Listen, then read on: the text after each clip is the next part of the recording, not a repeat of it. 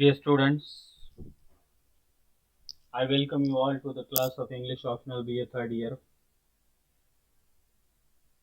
In the previous class, we dealt with I. Richards's views on the value of poetry. Today, we are going to deal with another renowned personality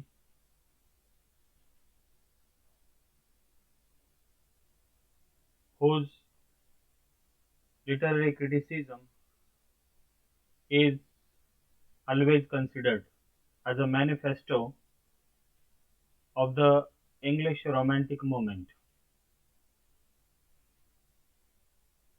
William Wordsworth is one of the leading Romantic poets.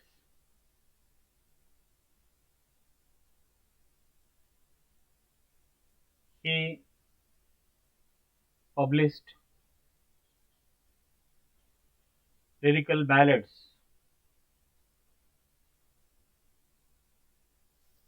in the collaboration of S.T. Coleridge in the year 1798.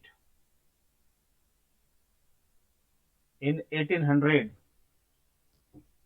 William Wordsworth published his preface to the lyrical ballads,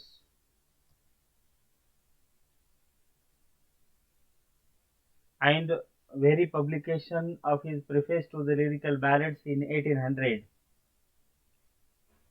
is regarded as the beginning of Romantic period in the history of English literature. The literary criticism of William Wordsworth is usually regarded as the manifesto of English Romantic movement.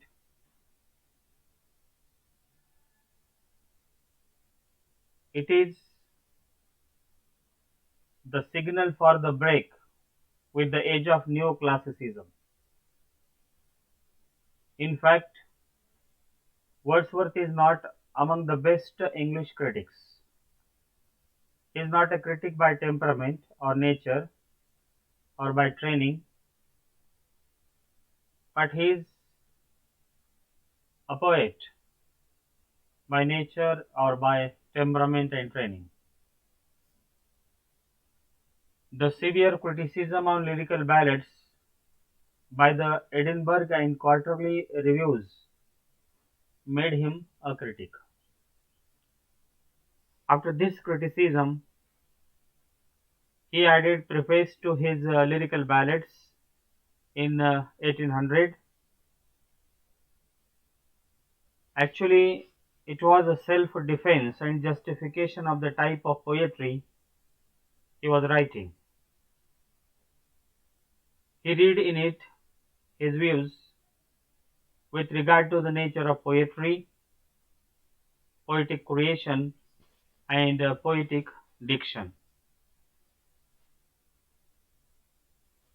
Wordsworth's literary criticism is mostly contained in the prefaces and essays accompanied with the various editions of his poems.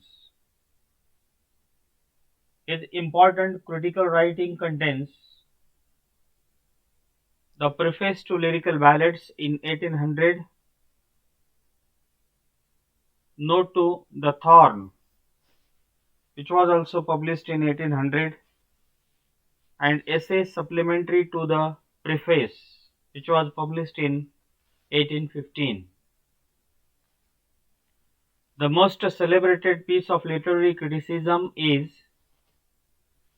the preface to the lyrical ballads, which was published in 1800. In in this preface, he deals with three important problems. The first thing, he deals with the nature of poetry.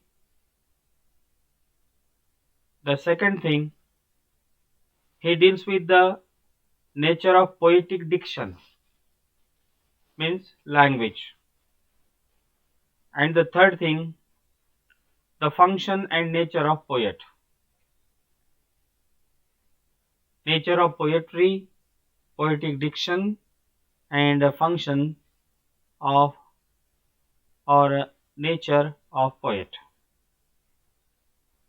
The critical essays of Wordsworth give a bundle of critical principles of unequaled interest. They are about fundamental problems relating to art and literature.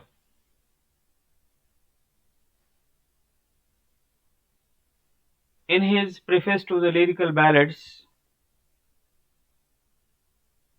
Wordsworth has put forth the concept of poetic diction.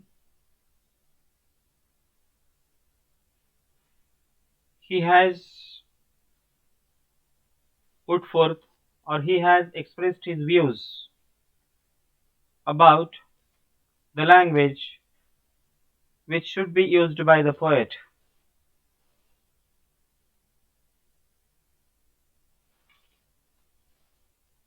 At the same time, he emphasizes upon the limitations or contradictions in his theory of diction. He has elaborately expressed his views on the concept of poetry.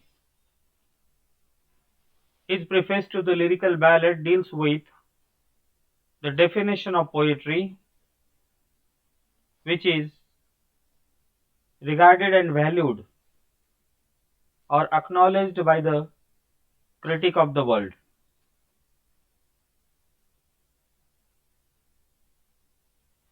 He speaks about the process of poetic creation. He goes on speaking about the function of poetry, poetic pleasure, and truth. He also includes the subject matter, and later on he comes to the qualification of the poet. He makes comparison between a poet and a man of science. Wordsworth justified pleasure as the function of poetry, or delight as a function of poetry. He speaks about the intention of poetry, which is to console and to give strength to the readers.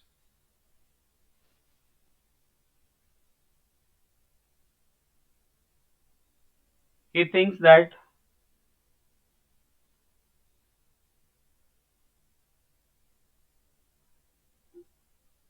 poetry gives every reader the strength of life to lead life in a better manner.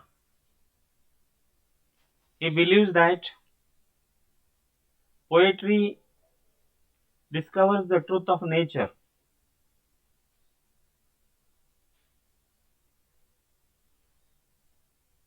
He thinks that poetry is to discover something fresh and original in the beauty of nature, in the mind of man, and to teach to communicate this truth to his readers. He thinks that poetry increases our knowledge of human life and human nature. It makes the readers wiser, nobler, and better. The truth of poetry is universal and general, while the truth of science is personal and particular. For him, according to him, Poetry is a force for good, and he talked about all these aspects in his preface to the lyrical ballads, which was published in 1800. So, dear students, today we have come across general introduction of William Wordsworth as a critic, and we have come across some important points from his preface to the lyrical ballad. In the following class, that is on tomorrow, we shall deal with all the aspects included by William Wordsworth in his preface to the lyrical ballads elaborately. With this, I would like to remain here. The rest of the things shall be continued tomorrow.